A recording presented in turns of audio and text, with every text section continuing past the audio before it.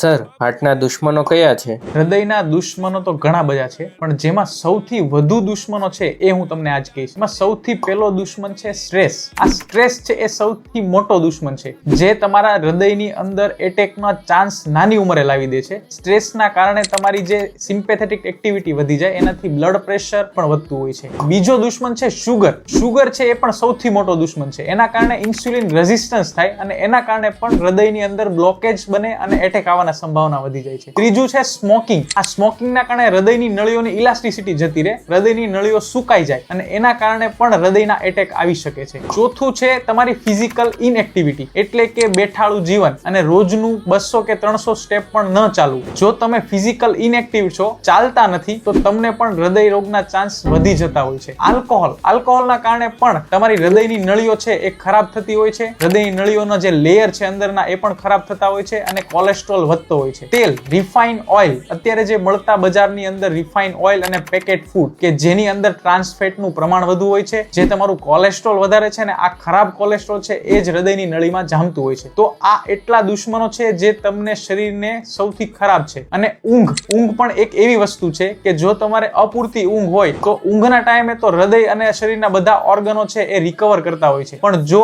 તમે ઊંઘ અપૂરતી લેશો તો હૃદયને આરામ નહીં મળે અને એના કારણે પણ હૃદયનો ખરાબ થતો હોય છે, હૃદયના રોગ વધતા હોય છે. તો આ દુશ્મનોથી દૂર રહો, જે તમે ચેન્જ કરી શકો છો.